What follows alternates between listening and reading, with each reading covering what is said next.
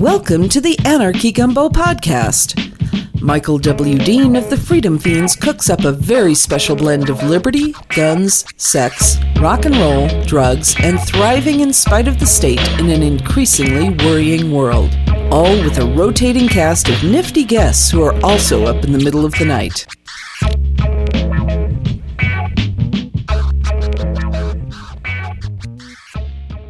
Anarchy Gumbo is proudly syndicated by Alterati.com, the Liberty Radio Network, and No Agenda Global Radio. All right, this is Michael Dean. We're doing an interview with Dick Dale here, the father of Loud. How you doing today, Dick? Good. Good. So a lot of people know you as the father of surf guitar. You call yourself the father of Loud because you've influenced a lot more than just surf music, including metal, shred guitar, punk rock, and just guitars being really, really loud. How did that happen? I don't call myself the father of Loud. Oh, okay. I don't call myself anything. Okay. They call me that when I'm doing concerts. When I go to, for instance, like I'll be playing in France, and they'll put me on the cover of their heavy metal magazines and call me the father of heavy metal, and they say I'm louder than Motorhead, and they say all kinds of things. They have all kinds of descriptions of what they call me because I'm loud. Well, you helped develop the first really loud Fender amps, right? That's right. We developed the first output transformers. That's what creates volume. And in those days, in the 50s, when I was experimenting everything for Leo Fender, he was like my second father. I blew up over 50 of his amplifiers because they were only, using 10, 15 watt output transformers. And when you're pushing amperage so much that the wires heat up on the speakers, they heat up and they disintegrate, and they also cause the speaker to catch on fire.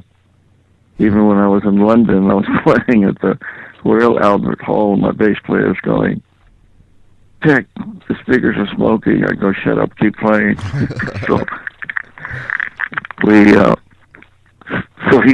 Leo would say, "Why do you have to play so loud?" And it's because I wanted my speakers to sound like Gene Cooper. And because he had his rhythmic sounds listening to the natives, and his rhythms became on the 1, 1, 2, 3, 4, 1, 2, 3, 4, 1, 2, 3, 4, 1, and that's when they would pound their spears into the ground. On the 1 where musicians, they count on the 1 and. So people of the earth, they count on the 1. And that dates all the way back to conductors conducting a symphonic orchestra with a baton going 1, 2, 3, 4, 1, 2, 3, 4, 1, 2, 3, 4, 1. So, to give you an example of musicians versus earth people, grassroots people, a drummer, for instance, when they do a turnaround on their drums, we call it a turnaround. They'll start with their snare. They'll go to the rack toms, they'll go to the floor toms, and kick on the bass drum, and smash on the cymbal. And they'll go, for instance, it'll go like this. Da-da-da-da-da-da-da, 2, da-da-da-da-da, 3, da-da-da-da-da, rest. They don't hit anything. And then they go 1, 2, 3, 4, 1, 2, 3, 4, 1, 2, 3, 4, 1, 2, 3, 4, 1. Well, when the guy is counting in the audience, banging his head, when he comes to that rest, he's going, where is the sound? Because the band usually breaks before they go into a guitar solo, a bass solo, a drum solo, because that's on the offbeat. What it should be is 2, 3,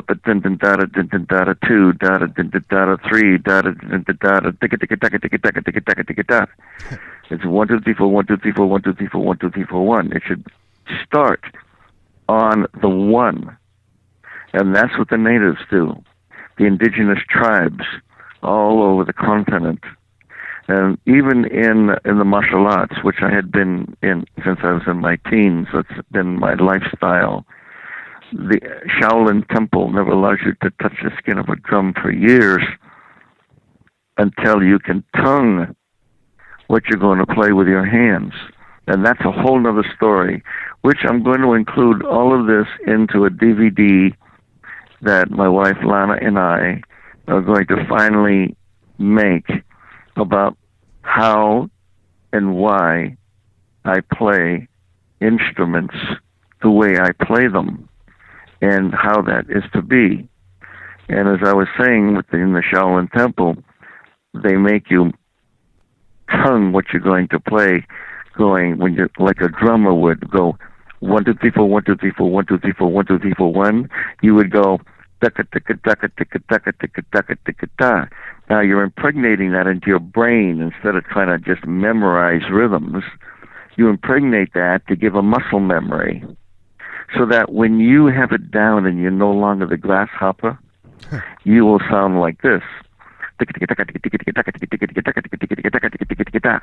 And you could hear the downbeat or the accentuation for the application for the rhythm. And that way, you will, if you ever drop a drumstick or anything, you'll always come back in on the one instead of spending half the song trying to figure out where the hell you are. And I taught my son that, Jimmy, on drums, because drums was my first instrument. Gene Krupa was the first person to make drums a solo instrument in big band music. So I taught my son Jimmy that when he was like 12 and a half months old. And he does solos with his feet and spins a stick at the same time. And I mean, he does stuff that is uncanny because I taught him the Krupa method. Then he took heavy metal drumming, took everything else and put it on top of the cement root of Gene Krupa of the world of indigenous tribes, because that's where Krupa got his sound. So I do that on my guitar. So when I play my guitar, if I'm doing like type of solo playing, same way with Mizzaloo or anything I play, I go, I play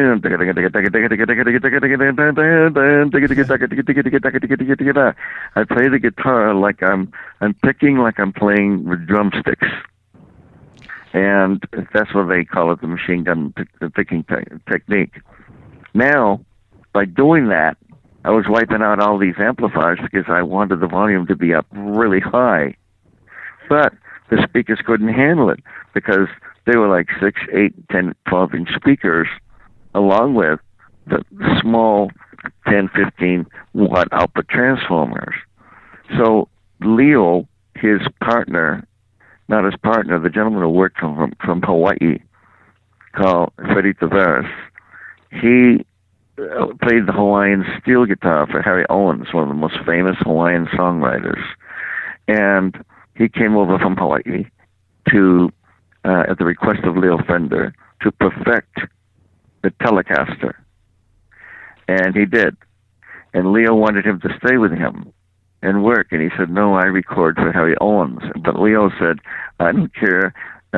You can record for Harry anytime you want. But I would love to have you work for me. Because the man was a genius. Freddie was a genius in playing a guitar. And he became Leo's right-hand man. And when I met Leo Fender, he had just made the Stratocaster.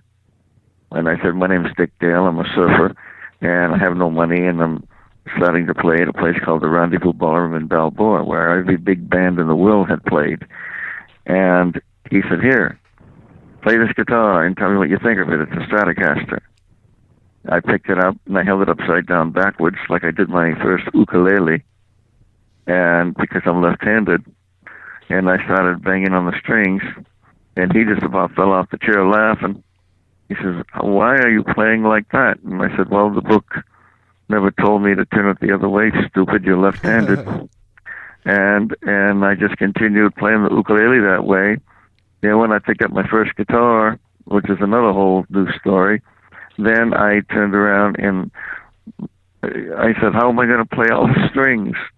And the guy said, only just play your ukulele chords and muffle the other two strings. Nobody will know the difference. Wow. So I started playing all my Hank Williams songs and country music that I loved, and played the guitar for the longest time that way. And then when I came to California and I was playing at the Rendezvous Ballroom, we opened that up after it was closed. And because of they tried to bring jazz back into the era with the big bands, and it just folded, and they lost about $80,000, so they closed it, and they were going to tear it down. And that's a whole other story why I opened up the ballroom, how I was able to open it up against the police department's orders and all the city orders, because they felt that at that time in the 50s, music was devil music, and they didn't want to allow people to have concerts.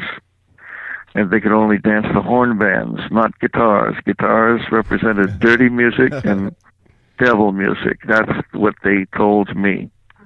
And that's another story, yes, on how I got the first permits. So Leo was dragged into, we built up the performing at the Rendezvous to 4,000 people a night, which the building was the extremity of the capacity, because all the kids, word of mouth, and it started with 17 surfers that I was surfing with, and in a building that held 4,000, 2 stories high, and they said, "Man, you're the king of the surf guitar." And well, historians, it's so funny, they think they really know the story, and they really don't, because they weren't there when I was doing what I was doing. I became Leo Fender's #1 guinea pig. Anything that came out of his mind, I tested. Everything to the Fender Rhodes piano, which I opened. I tested that at the Hollywood Bowl in California when it first was invented. I tested the Fender Contempo organs. We created the Fender precision bass. We had the Stratocaster was created in 1954, and all of these different things I pioneered with him. Well, he was Freddie brought him into the middle of the 4,000 people at the Rendezvous Ballroom, and Leo saw what I was trying to say. In those days, we didn't use microphones in front of amplifiers, so the amplifier had to really produce its own sound. And sure, it was good for like when we had 50 people, but all of a sudden when you get 200, 300 people, let alone 4,000, the body would soak up the bass resonance. So it sounded thin and very weak. So Leo said, "Back to the drawing board. Now I know what Dick's trying to tell me." I remember he woke me up around 3 a.m. one time, and he said, "Dick, I got it. You got to get down here. I got it." And so he made the first, they call it the Dick Dale transformer, the first transformer that was 85 watts, and it peaked 100 watts. That's like going from a VW to a Testarossa in those days. But we needed a speaker that could handle it. So we went to JBL Lansing. First of all, they were brothers, and Eltic Lansing and JBL, they split up, and we went with JBL. So we said we want a 15-inch speaker with an alloy cage to set it in, and with about a 10 to 12, 11-pound magnet in the back. And I wanted an aluminum dust cover in the front of the speaker so that I could hear the click of the pick. They thought we were crazy. And they said, "What are you going to do, put it on a tugboat?" Because they never had anything like that. And Leo, very quietly, he was a quiet man like Einstein. And in fact, we used to sit on his living room floor in his house, listening to Marty Robbins on a little 10-inch Jensen speaker, in his little amplifier that he had. He didn't like stereo. He didn't like gadgets or anything like that. He liked monaural, now sound. So anyway, he said, "If you want my business, make it." And they did.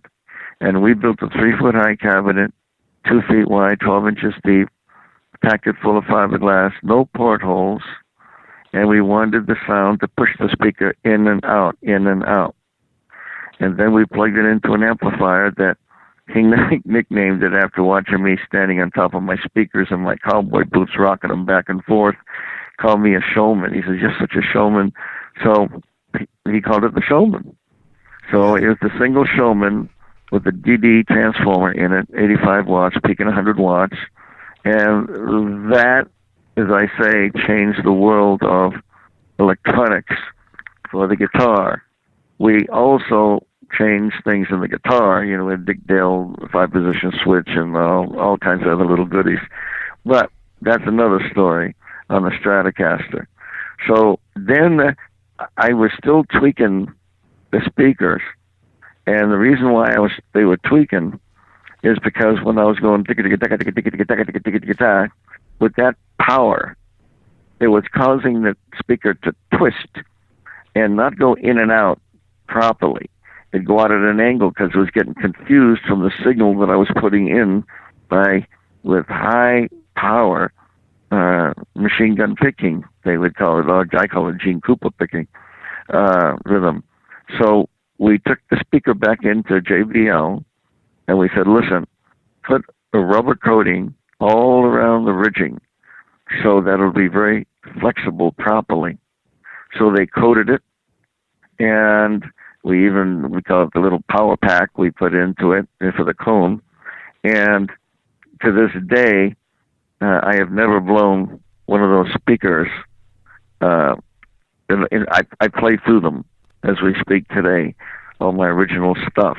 But in the interim, they rot after so many years, so we had to replace them. But the thing is then I wanted to put two speakers in it. So two 15s in the same cabinet. And Leo says, "Oh my God, what am I going to do?" He says, "I'm going to have to make a different output transformer." So he worked endlessly, and he came up with a 100-watt output transformer, peaking 180 watts. That was making people's ears bleed. That was the difference of going into an F-16 to the Blackbird, going 2,000 miles an hour. But anyhow, that's what I play through now, and it was called the Dual Showman because of the two speakers we put in there and the Dick Dale output transformer. To this day, this sound has never been equaled, and because of the transformers that are made favor highs, mids, and lows.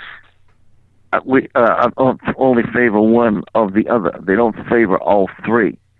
But in the way he wound the transformer, and in fact, halfway through he wound it backwards, and nobody could figure out why, it favored all highs, mids, and lows. So it was just a round, powerful sound, which caused my speakers to sound the depth of Gene Cooper's drums. So that's how we created the Dick Dale sound, and also me playing through 60-gauge strings, which critics call them bridge cables. Guitar strings most in those times were 6, 7, 8, 9 gauge. Well, mine start at 16 plain, 18 plain, 20 plain, and then 39 wound, 49 wound, and 60 gauge wound. And that's what created into the Dick Dale sound with the speakers and output transformer. You had to have that combination, and the Stratocaster guitar. So that was that for that.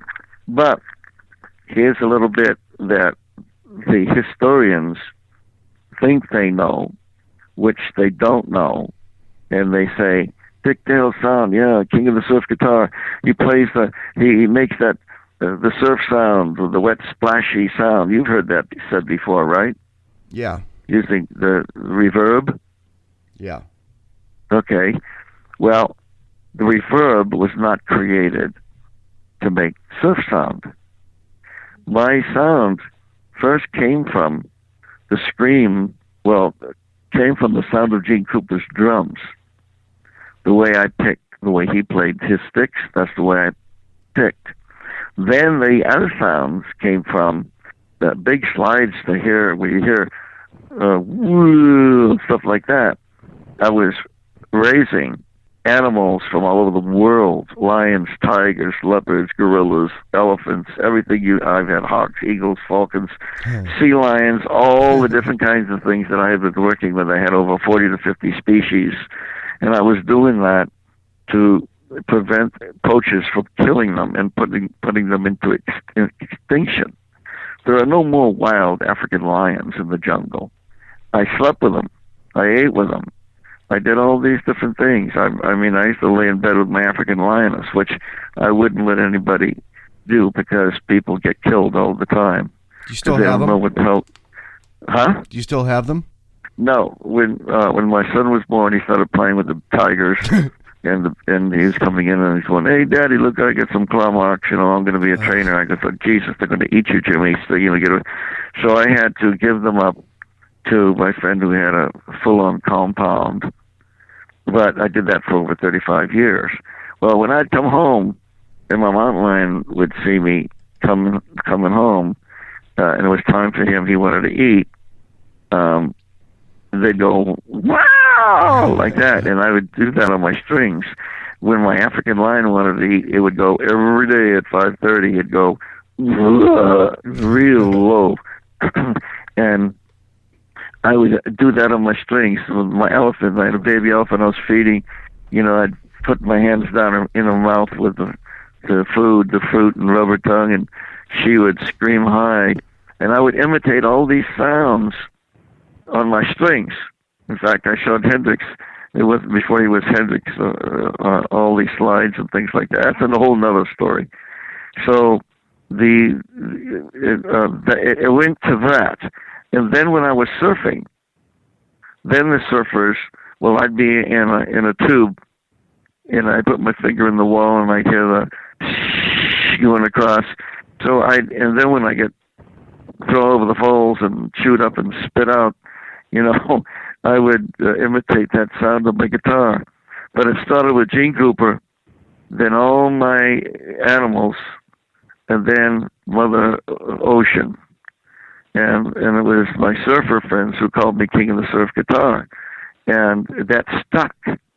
And that's how that title came. Now, the first album I ever did, called With Me Surfing on the Cover, it was the first commercialized album like that, with a person actually surfing on a cover.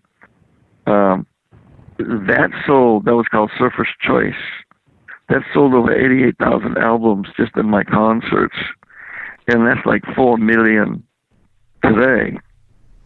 Now, the song Mizzaloo, and Let's Go, which created the movie Pulp Fiction, which people don't know, but Tarantino explains it. That's another story, how he created the movie listening to Mizzaloo. That's why Mizzaloo became the opening title song, because he kept playing the song over and over and over again. He did things backwards. Most people do a movie, then put the music to it later, watching the film. Well, Quentin did it backwards. He plays a record over and over and over, and he visualizes the power and the energy of the song and creates a movie from that. And that's how he created Pulp Fiction. Has he done good by you? Fun. Has he done good by you? Here's the way I am. The way I am is, I don't like people in show business, because I can't stand talking to a can of beer. It's the same damn sentence over and over again. And they're weak-minded, because they allow their body to follow their mind, and they destroy their body. I've never had a drug in my body in my life, even dealing with cancer for the last 8 years, and dealing with diabetes, dealing with renal failure that I'm in, dealing with bladder destruction from radiation and chemotherapy and stuff like that. I've been through 9.5-hour operations where with 3 surgeons, where my life just about ended more than once. And my wife, Lana, being a nurse, taking care of the veterans in St. Petersburg, Florida, where she was born, she saved my life 3 times when I was in an emergency for 12 hours. 5 doctors couldn't see what was wrong. And she went in and said, "Excuse me, can I see that your monitor?" And she had, "Gentlemen, he has 3 fistulas. Those are holes from radiation." And my body was infected. And I had been performing in Europe for the last 2 years, and my body was infected. My wife saved my life 3 times. That's another whole story, a book to write about. And she's no longer being a nurse. But, yeah, we're 2 sickies ourselves. She has her own problems, like fibromyalgia throughout her body and a Herschel tumor and her thyroid in her throat. So we, as I say, we're a couple sickies taking care of each other. And when I do tours, we share how we treat each other without using all these pills and crap that will kill you. And because we do research, she does. So that's another reason why I tour and I perform, because those people come to me with these diseases and talk to us, and they bring their children. So I get 5-year-old kids with me and everything like that. That's a whole nother story. You're listening to the Anarchy Gumbo Podcast, a tasty stew of freedom and fun. Subscribe at kittyfeet.com. That's KITTYFEET.com.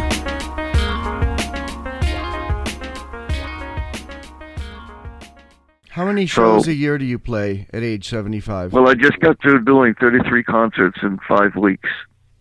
Wow. I don't do... And I'm getting... Oh, but let me answer the thing on Tarantino. Yes, please.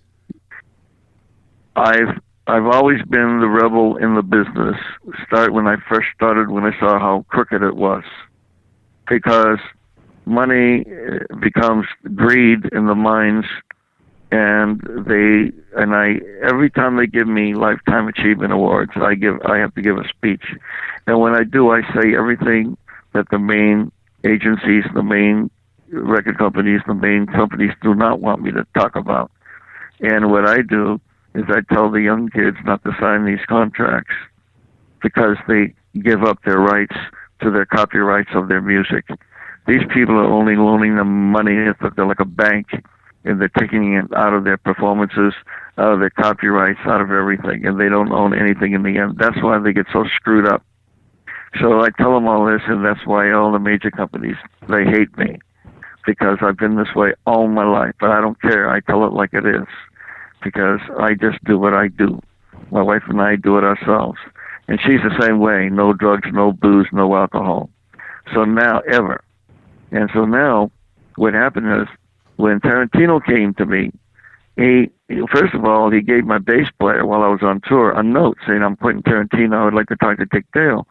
And my bass player didn't know who he was. So he threw the note away.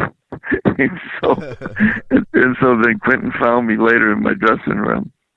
And he said, "Dick, I've been listening to your music for 1,000 years." He says, "You are a master." And he said, "The way you play Mizzaloo," he says, "that's a masterpiece." He said, "Could I use your song and play it over and over and over and over?" And he said, "I just want to impregnate my brain with it to see the energy force that'll cause me to create a movie. I want to create a masterpiece of a movie that'll complement the masterpiece of your song," quote unquote. He even said that on the Johnny Carson show.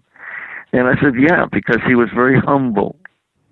And I've done things with certain people. Like I just did Glenn Campbell's last album on one of her songs because he used to play guitar for me. I've done stuff for Keith Moon and everything else, and he was always stoned out of his head.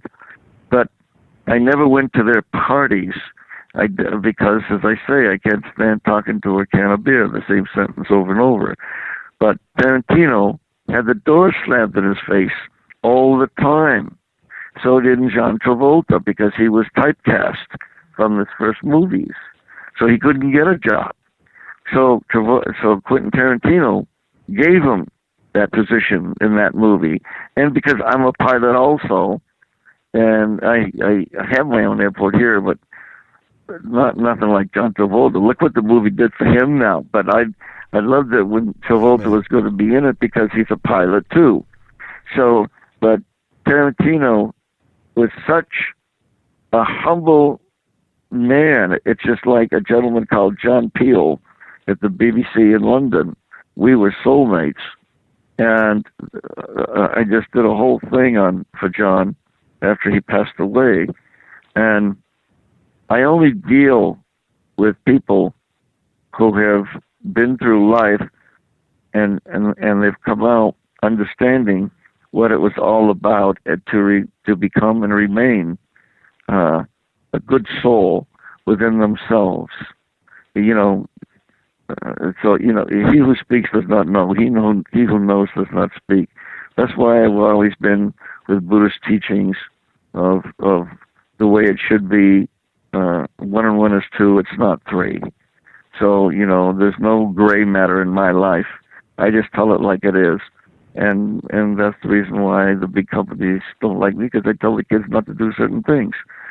So, you know, that's basically it. I'll help everybody that I can who comes to me with open arms and an open heart.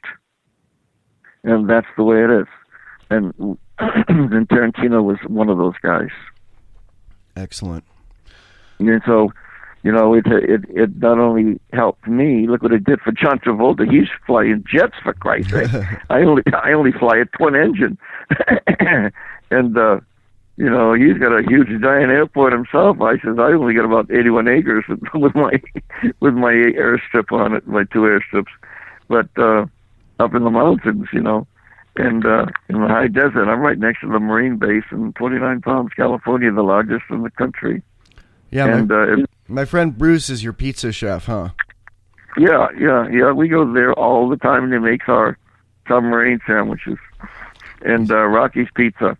Yep. And the Rocky family were very special people, and that's the reason why Lena and I, we go there, because their food is excellent. It's above expectations, and we just love it. And as I say, the family and the people that are there are very special people, and that's why we do what we do. We go overboard, you know, to help others that are humble and good people. I can't stand people in the business that try to be something that they're not. But you can understand what drives them. I can tell. In fact, when I do my DVD story, I'm going to explain what drives people to be the way they are. Their insecurities, or their minds failing to be strong, and don't worry about, Jesus, how long is this going to last? You know, or they get this power of adoration, and it drives them right over the cliff. And they kill themselves with booze, with drugs, with everything. And I've been doing this since 1955. And I'll say it again. My wife and we have never put a drug in our body, and we've never put alcohol in our body. We don't smoke cigarettes. And that's why I created a T-shirt. There's a picture of me on one of the T-shirts looking into the sky.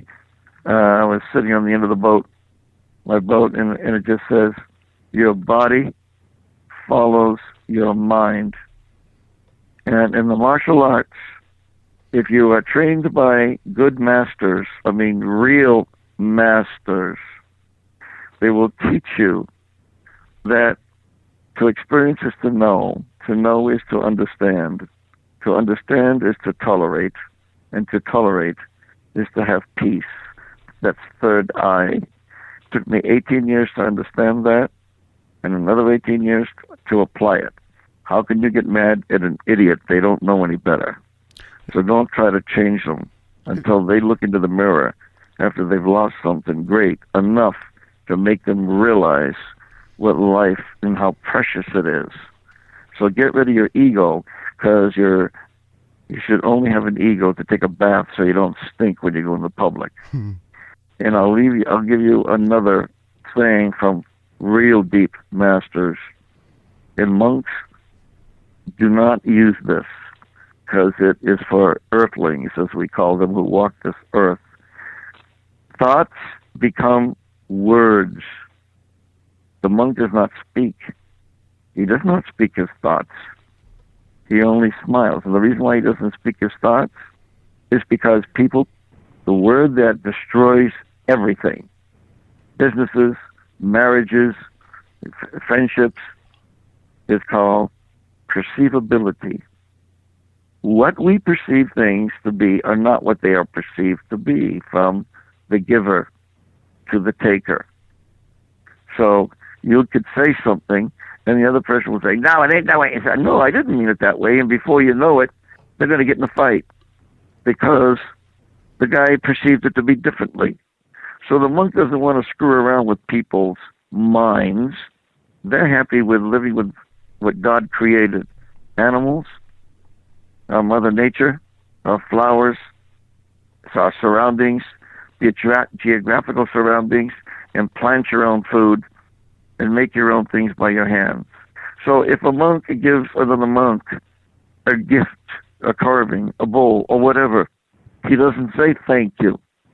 He looks, bows, and smiles. And later on in his life, he might make something and give it back to the guy who gave, the other monk who gave it to him. So they don't worry about using words because they're dangerous. Now, I'll finish it. It'll say, thoughts become words. So be careful what your thought is, the way the word comes out of your mouth. Words become actions. Be careful of what those words are going to do to create an action. So thoughts become words become actions become habits. It's the same thing all the time. Habits become your character, and your character becomes your destiny. So think about that. Thoughts become words become actions become your habits. Your habits become your character, and your character becomes your destiny. So that's the reason why we've always loved animals. There are only two pure things on this earth, void of deceivability, fear, evilness, and that is a baby animal and a baby child. And what becomes of them is what we do to them. If you yell at a child, he's going to cry. If you hit a child, he's going to cry. If you yell at an animal, he's going to wince away. If you kick an animal, he's going to run away, or soon later bite you. And the child will grow up biting you also in other ways.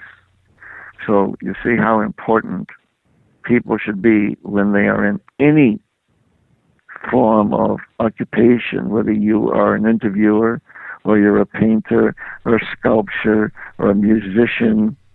When kids say, "Mr. Dale, how do you play the guitar that way?" I say, "Sit down, son, and let me cleanse your soul."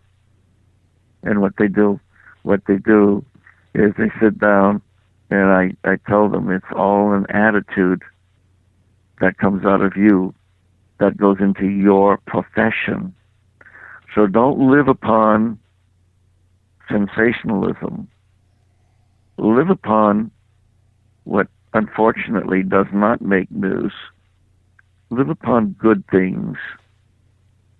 Everyone reads the National Enquirer for sensationalism.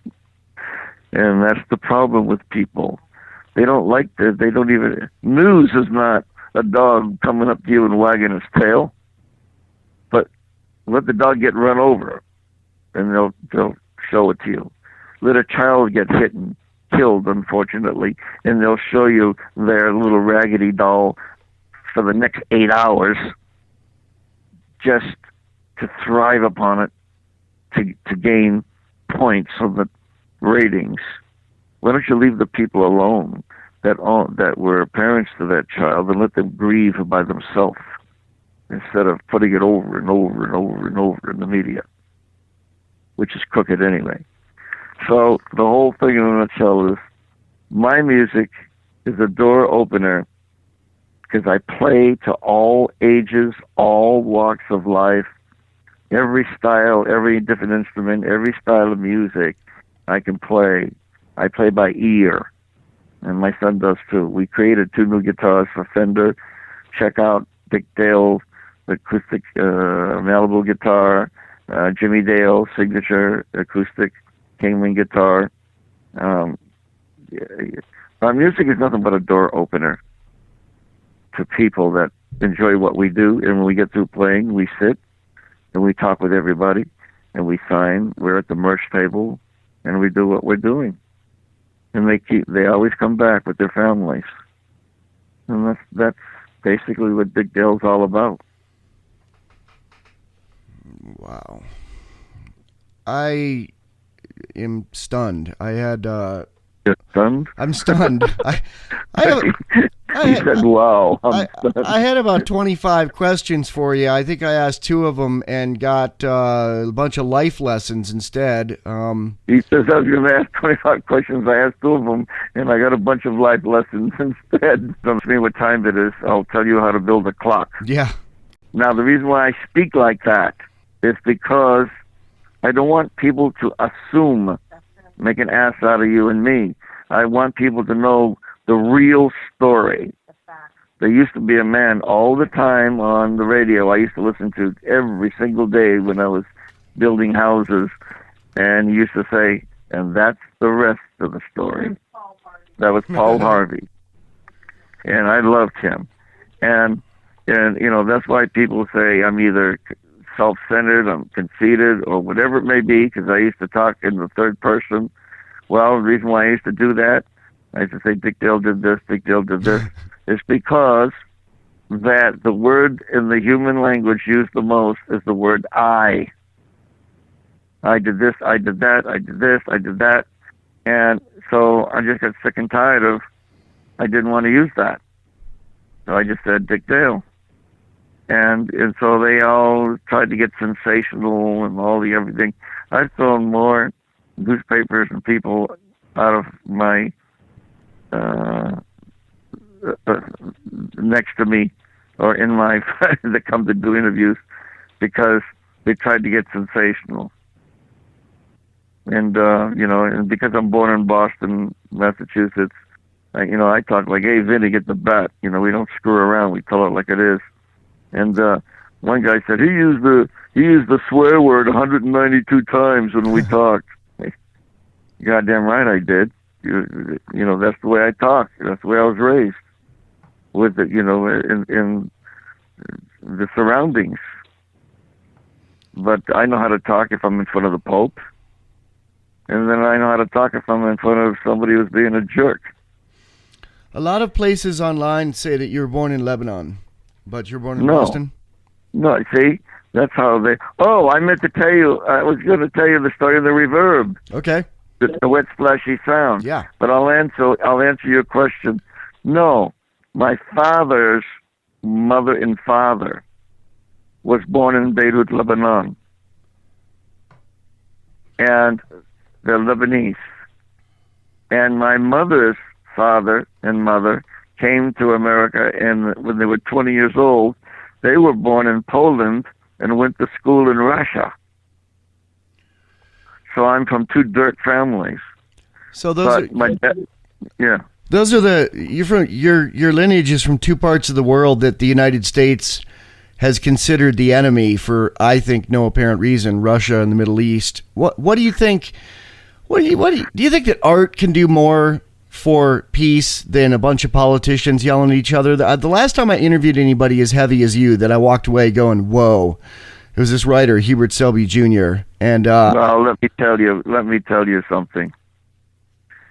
And I used to tell people, don't get into religions and don't get into politics and don't talk about any of that crap, because once again, how could you get mad at an idiot? They don't know any better.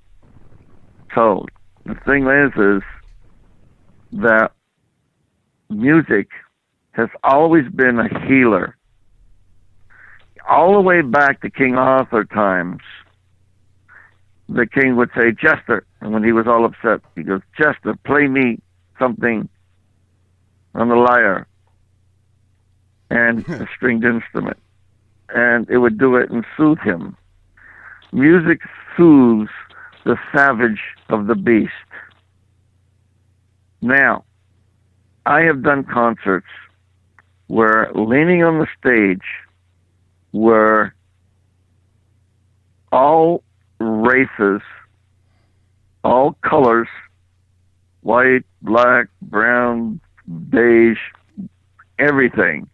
Motorcycle jackets, college professors bringing their 14-year-old kids going, I used to see this guy when I was like 15, and he's telling his kids that he would bring in. In other words, there was any one of these people that you would normally fear walking by yourself down the street. You'd fear for your life, thinking they were either going to rob you, kick the crap out of you, or whatever. You had no idea what would happen. They're all standing shoulder to shoulder watching a Dick Dale concert. All races, everything. Tattoos, pierced bodies, pierced everything. And 5-year-old kids. Now, the thing is why are they not fighting each other if they're all together in the same building? Because they are mesmerized by something that they like, that moves them. And it's the rhythm that the natives used when they were into their fertility dances, and they would mesmerize themselves, going and they would mesmerize themselves, drop to the ground and hold, and they would do whatever they did. The point lies is it's a hypnotic creation, the beat, over and over and over. And so they're standing there. I mean, I had about a 15-year-old black girl come up and grab my arm and it's like, hey, Whitey can't jump. You know, she said, Mr. Dale, your music makes my body undulate up and down my arm. I had to go look it up to see what she was meaning. And to break all barriers and have them together and looking at you being happy because I titillated that sensual drive in their body. Music is sex. It's a sensual rhythm that makes you tingle and tap your foot and everything. And if you learn how to play to the people, not to the musician. And there was another big story about Gene Krupa and Buddy Rich, who Buddy Rich was the Einstein of all rhythms. And he could do all of those things. But when they had a drum off with 10 drummers, Louis Belson, all of them together, when Gene Krupa finished, he went up to Buddy Rich and he said, Mr. Rich, he said, Buddy, I'd give anything to be able to play like you play. And you know what Rich said to him? He said, F you. He said, did you see how many people around me and how many people around you? He said, everybody was around you, and about 10 was around me. And he resented the fact that the grassroots people couldn't understand what he was playing, because he was playing to musicians who understood what he was playing. And everybody who fills up the damn stadium are not all musicians. They're everyday working people at McDonald's, at Burger King, and everything else, but they just love rhythm and music.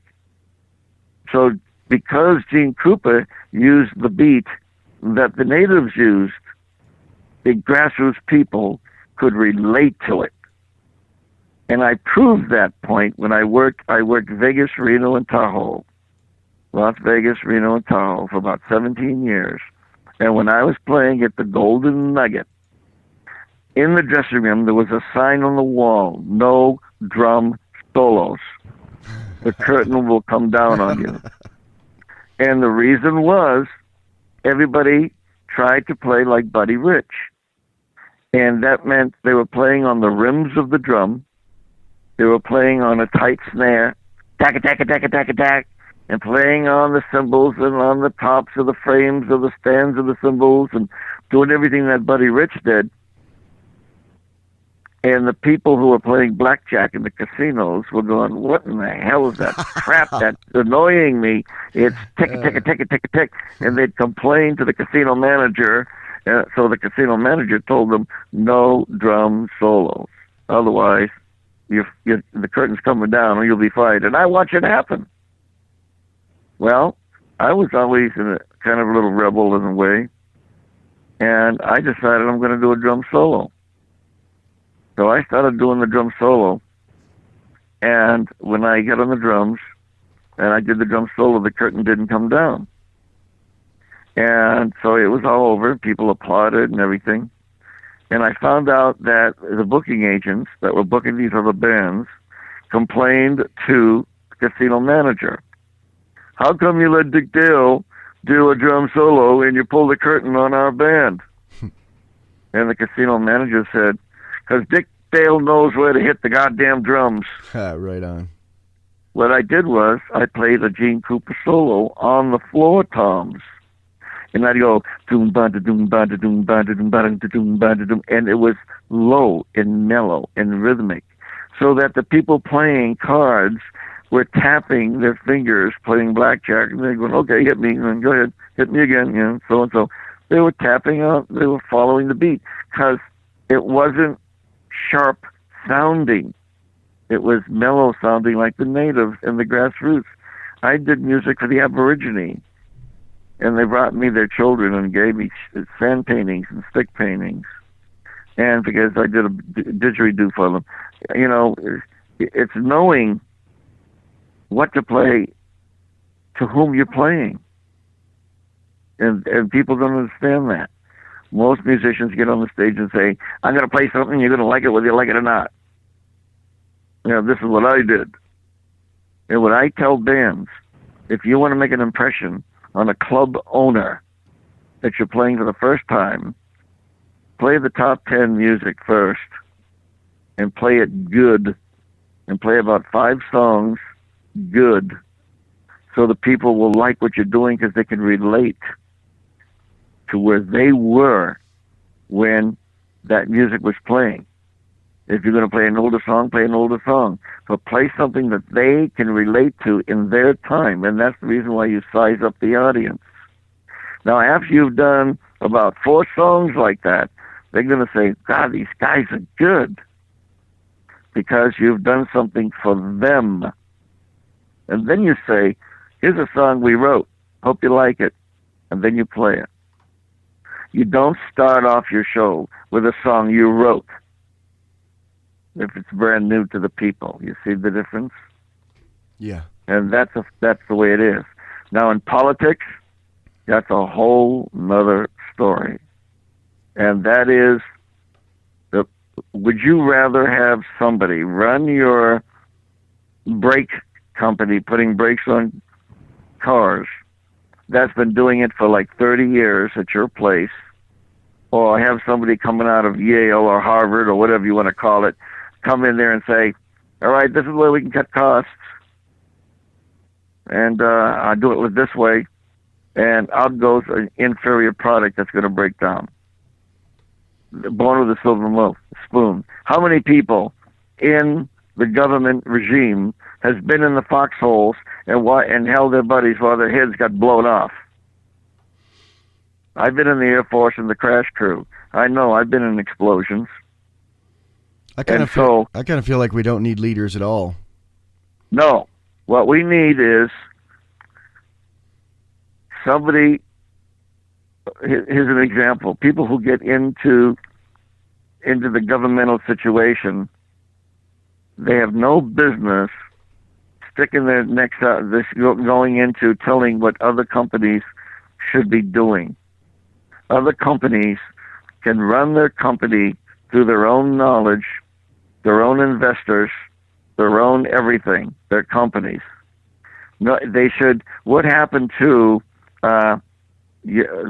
not allowing people who put the money in to make somebody run for office? Well, what do you think is going to happen? You got to pay them back with favors. So all of a sudden we were told that was not going to happen anymore. Well, then later on they passed a bill that it can happen. We were told that everybody is going to be able to see what happens in our meetings. All of a sudden, all the doors are closed. It's because the people are wickedly corrupt, and to keep their job, they stay corrupt. For the people who are giving them the money to be there, to be corrupt, it's the grassroots people that should be running the earth, running everything. And sure, you have a government that's going to protect us. We have to be protected. And I don't care what anybody says. If you're a weak person and you show weakness, you'll get your ass kicked. And I don't care what anybody says. I've been in so many through the martial arts competitions and everything else like that. We've proven that over and over and over again. He who hesitates. I'm going to tell you a saying that we used to use. He who hesitates meditates in horizontal position. Do you own guns? Or can I ask you, are you a gun person at all? Guns? Yeah. Sure, I love guns, but I don't believe in killing God's creatures. But I wouldn't think twice of shooting a dirt bag that's going to attack my family. Agreed. I mean, I think everybody, let's put it this way. If I was God and controlled, say, give me my own city, if I had my own city and I was allowed to run it the way I would want to run it, and so I was God over that city, I would put big billboards up. Welcome to our wonderful city. I'm going to tell you now, if you rape somebody, if you rob somebody, if you take children and you do wrong things with them, you will all be executed right downtown in the main square. And that's that. You get the hint. And if you use graffiti, your hands will be cut off. And if you can't get that through your damn head, then walk around with no hands. Now, do you think you're going to see graffiti anymore? Do you think people will be raped anymore? Older people be attacked? Do you think houses will be broken in anymore? No, you won't go to jail. You will be executed. And that's all there is to it. What part of that don't you understand, that to be good, you must be good and don't hurt other people? And what do? We turn around and use every single legal way. I have watched the legal system change in my years on this planet so much that the police are afraid to do anything. If somebody should, my wife's father just retired, and from a department, and it was so corrupt, and it was horrible, and he was just almost lost his life in a gun battle, and things like that. And from drug, same way. I say drugs. If you use drugs and you sell drugs, you'll be executed too. That's the only way you're going to stop all of this stuff. I don't use drugs or drink either. God bless. Thanks. My daughter, my only child, died of cancer at age 24 in 2006. Oh my God! Oh my God! Oh my God! Yeah, and she never did drugs before, but she smoked marijuana, and it was the only thing that gave her relief from the pain of cancer and chemo. Yeah, but you don't know. You have no idea what marijuana does to you on the negative side, what it destroys in your brain. She was dying. And I have seen it. I have actually seen it in actual actual films with cameras inserted into the brain, and what it does. And same way with people that smoke cigarettes. I seen. I used to smoke 3 packs a day till till a light came on, and it was horrible because I couldn't talk. My lungs were full of water. It was amazing.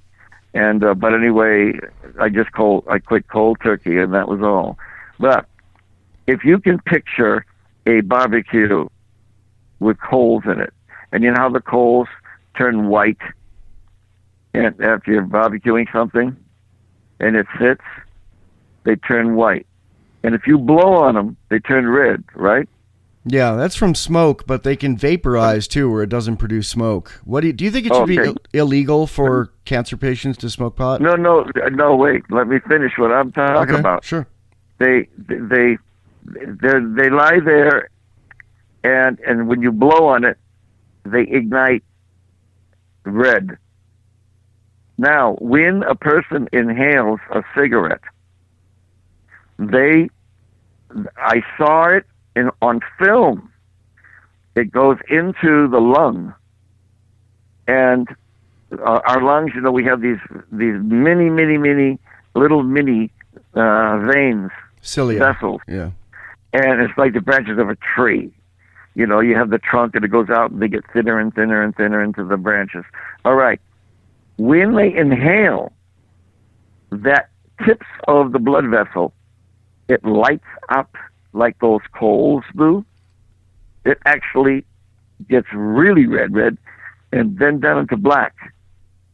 And they start destructing, and they start to just dissipate, like go away in dust. And every time one inhales, that's what happens, and it shortens those little teeny, I'll call them branches of blood vessels, and you end up having to breathe with the oxygen in your mask in your face, because there's not enough in the lung now to support the oxygen that goes through the vessels.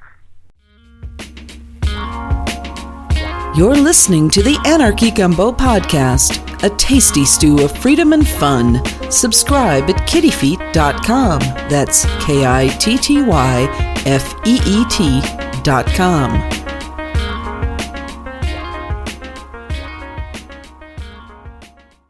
Now, also, people who smoke marijuana, they're in their mind, in their brain, what happens, it cooks longer, and also in their lungs, it cooks longer because they hold the inhalation in.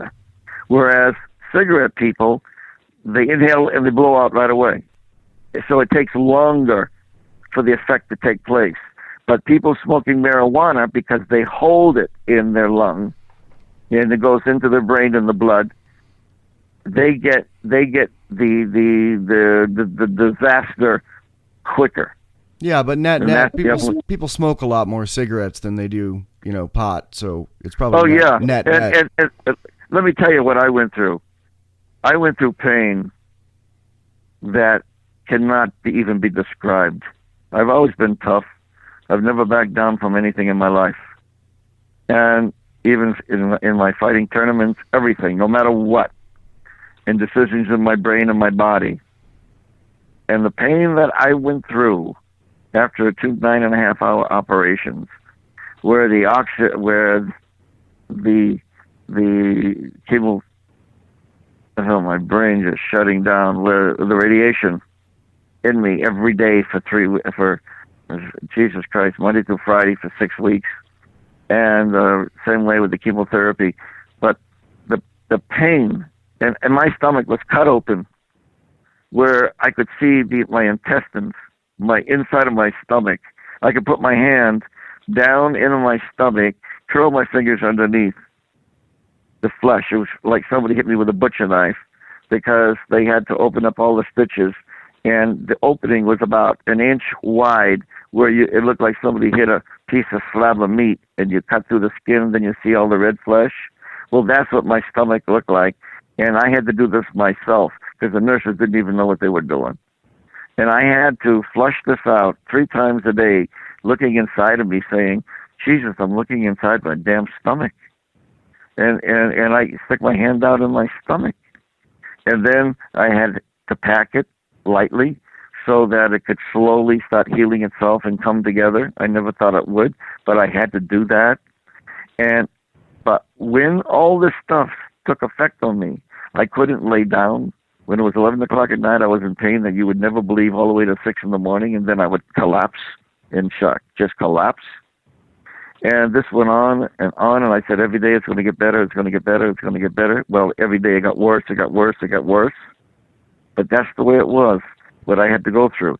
And when I had to go to the hospital all of the time, I couldn't sit in a car, I couldn't lay on a mattress, I couldn't do anything because the body, my body touched anything, the pain was unbelievable. I would grab the roof of the ceiling to hold myself off touching anything. And this went on and on and on. And now I wear a bag. I have a stoma coming out of me. Infection had set in. I went through all these things. My wife and I have learned how to combat this against what the doctors tell us. Because when we did, and the hospital told us to do certain things, everything went wrong. So we found our own way to medicate ourselves. But my pain and my wife's pain, she cries every single night because she has a destruction. Her mother had MS when she carried her. So fibromyalgia is a form of coming from MS. And the pain is so severe in her body, it feels like it's rotting to death. She keeps moving around, trying to take another road. That's what we do. We take different roads down. And we go through this pain constantly. But what we do is we swear at it, we laugh at it, but we don't take anything to fight it. A pain pill retards healing 50%. The doctors won't tell you that. So, if the elderly can't, to me, I would just say, when you're going out the door, let's say, you know what I mean when I say that.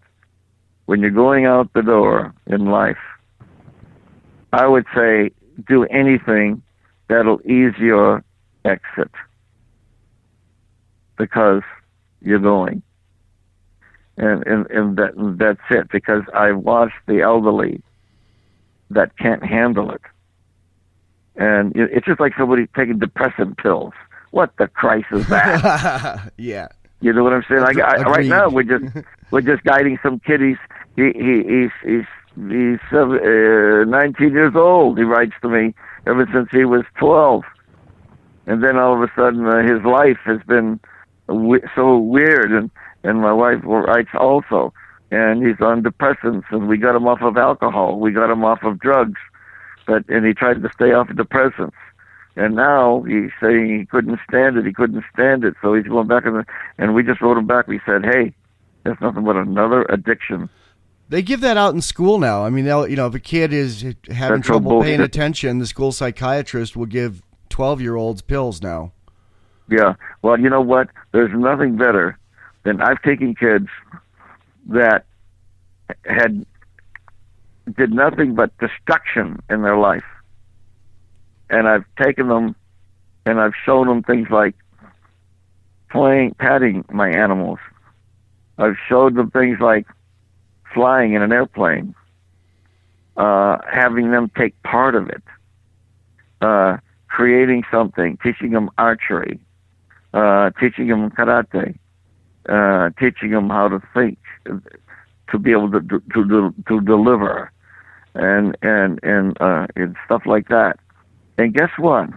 Their mind, and taught them how to draw elevations and plans of a house. I learned it all just by reading books.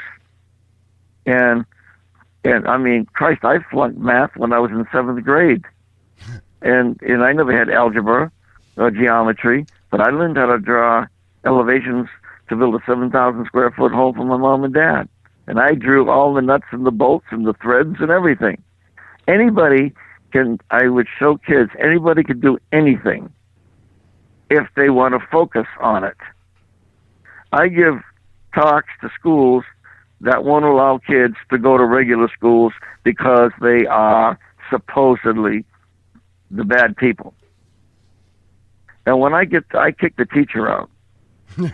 Good. And I say, leave me alone in here for the next hour. Because they asked me to come and talk to them. about life. And so I start talking to them, and I say, okay, I'm going to talk to you, and your language, my language. First of all, I'm not going to be some person that's going to lecture your ass. And I talk in my Bostonian style.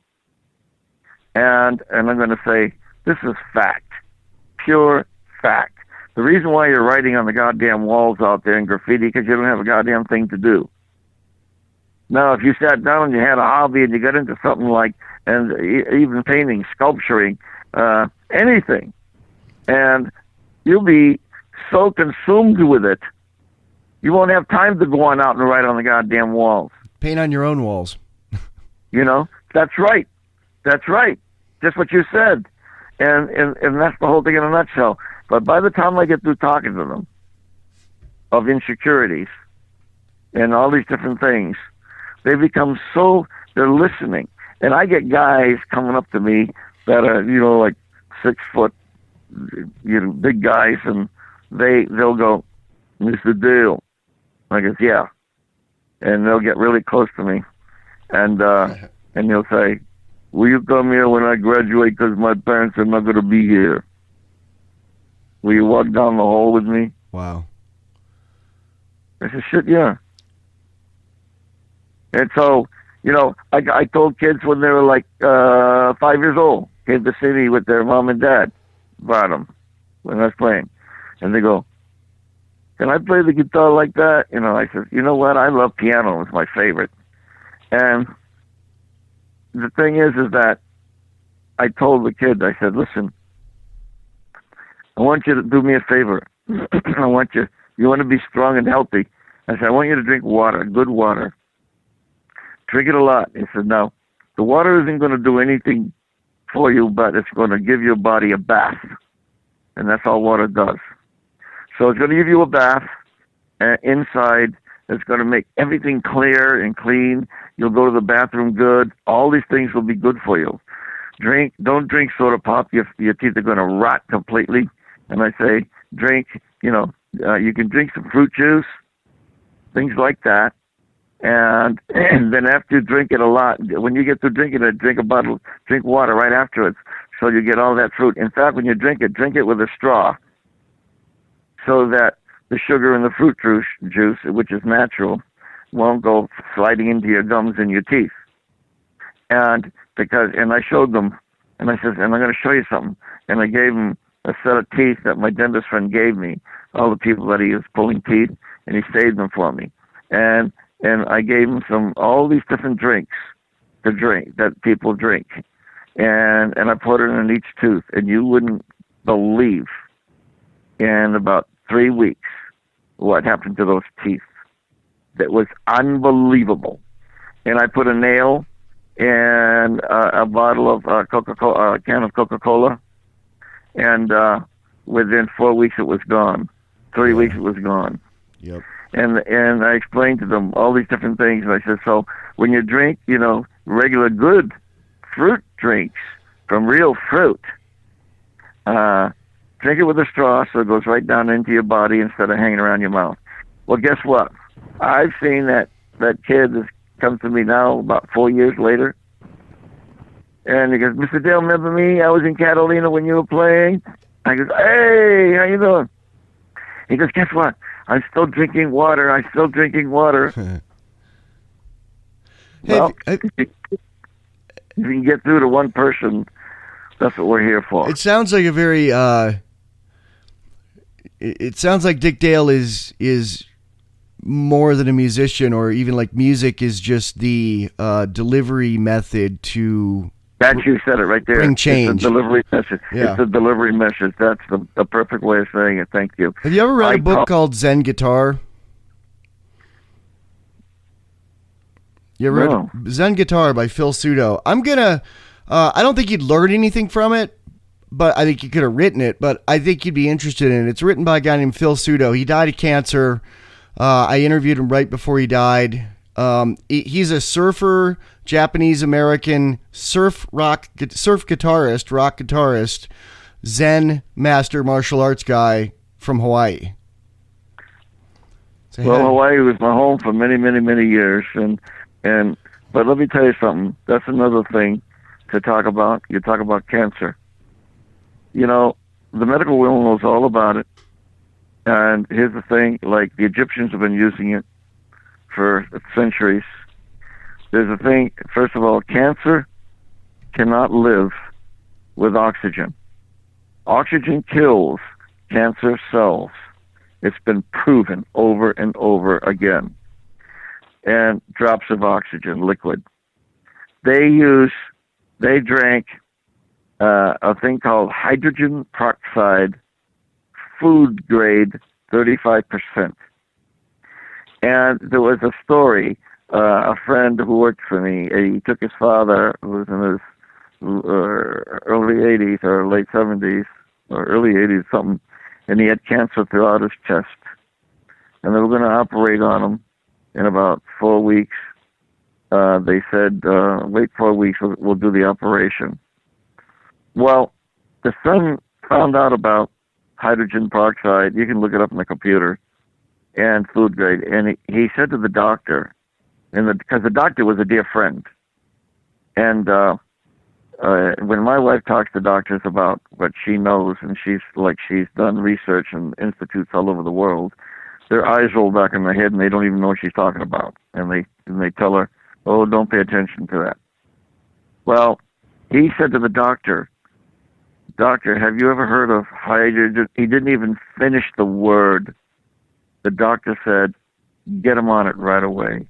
He said, we know about it, but we're not supposed to talk about it. And he put him on it, gave him the drops every day, up to 25, back down to 0, up to 25, back down to 0 in his water. And when he went back to be operated on, they couldn't find cancer, period. And there was another gentleman, because that hydrogen peroxide food grade kills all evil cells of diseases in your body. And there's another thing. This scientist, when he was 30-some-odd years old, sent home to die because his body was infiltrated with radiation beyond the human could stand.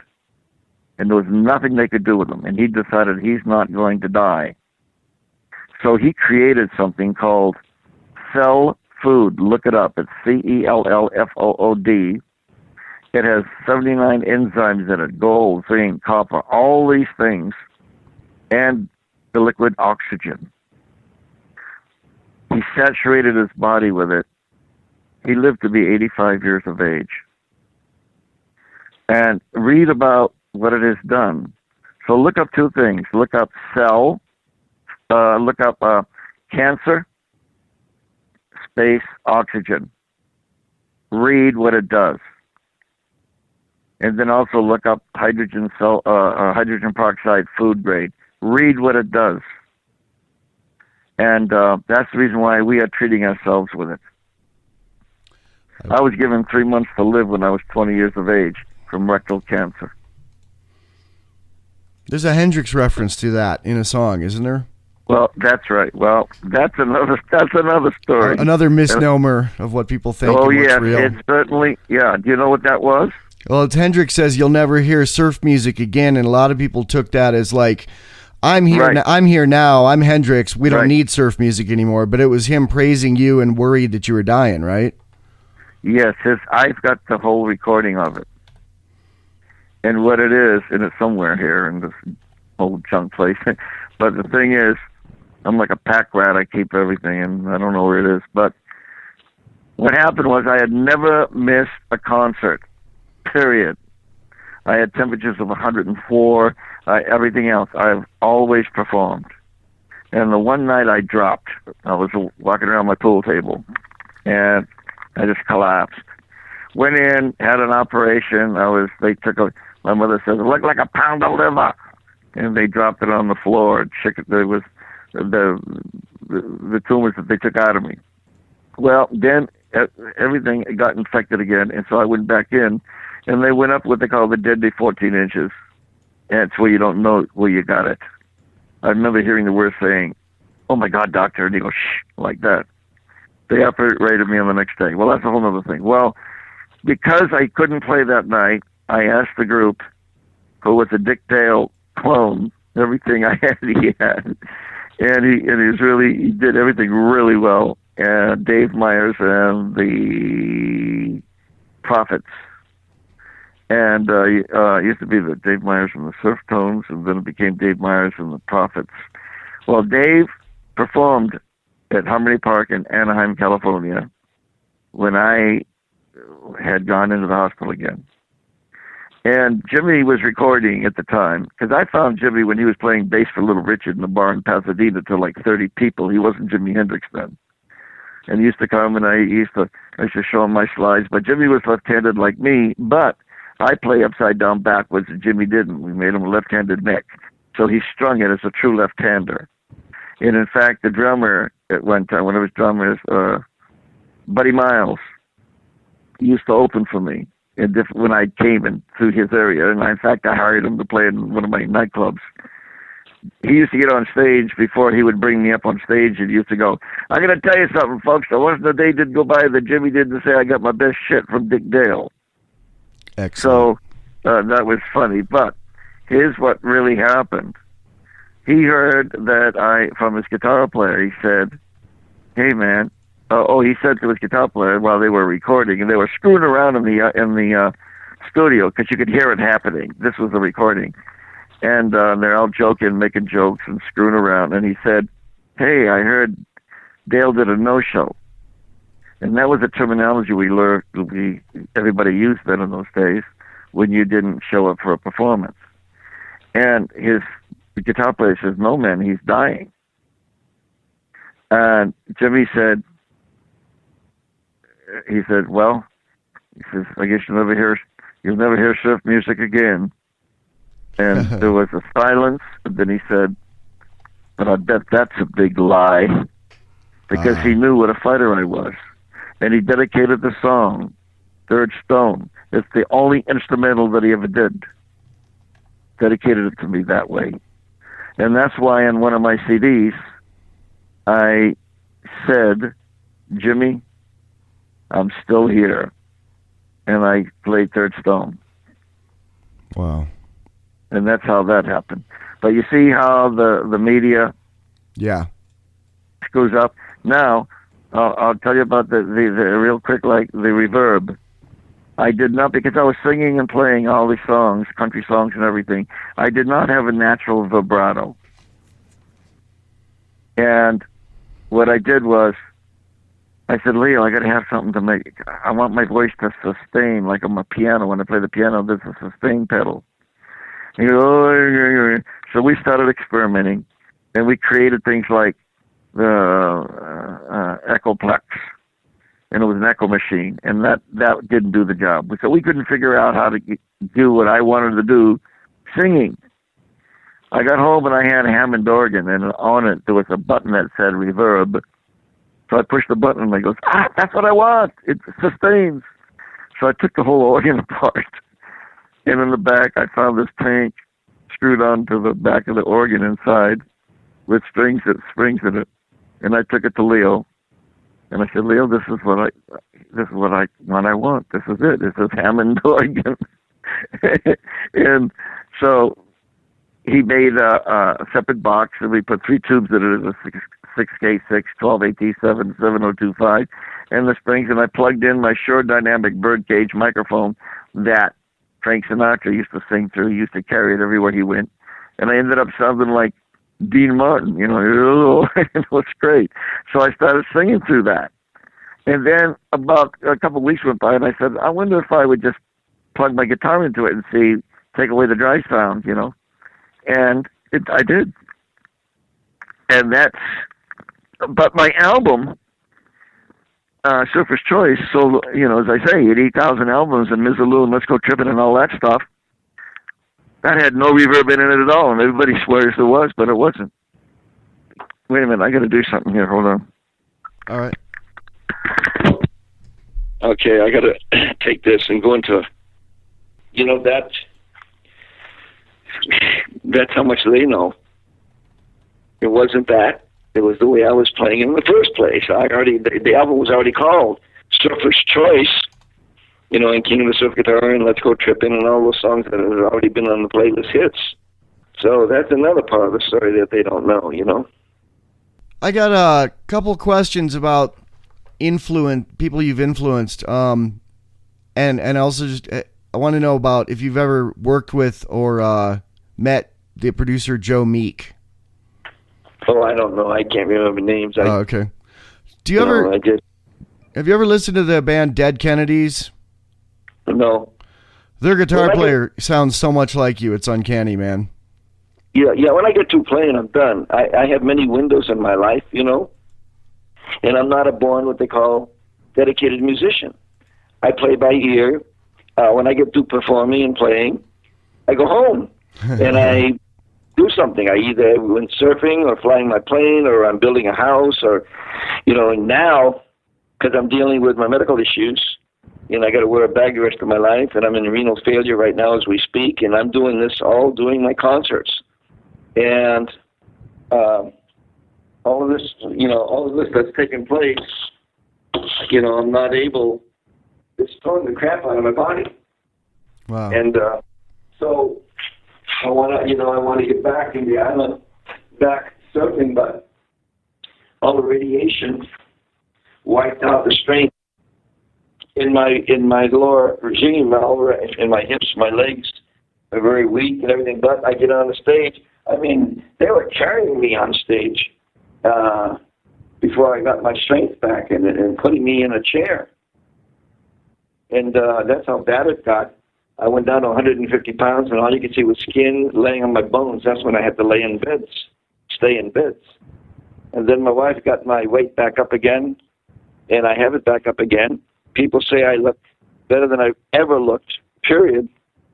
And it's because of my beautiful wife, Lana, she doesn't walk by me without putting her hand on my forehead, checking my temperature and everything else, and making sure I'm eating, because I never used to eat.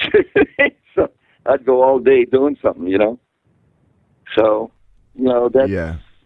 I just never got involved with working in Reno, Tahoe, Vegas a lot. I learned from people like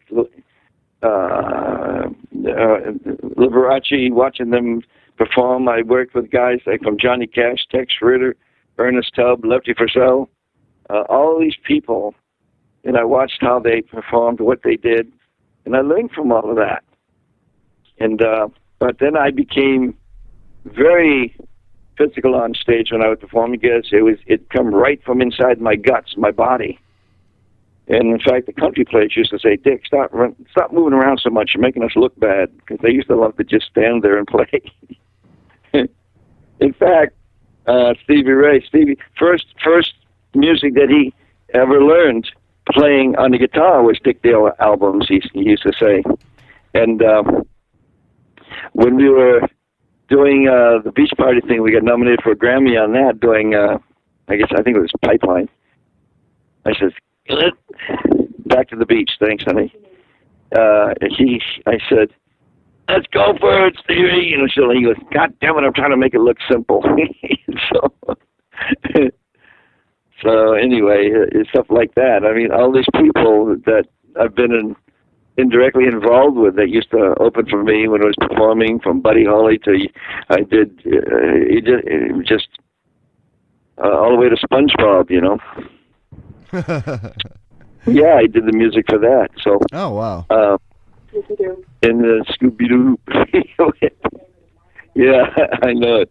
And in fact, they've got me orbiting up in Mars, and in the satellite that they sent up there, and they put a chip in it, and it's got Dick Dale in it, and it's got they sent me the picture of it taken off from the Earth, and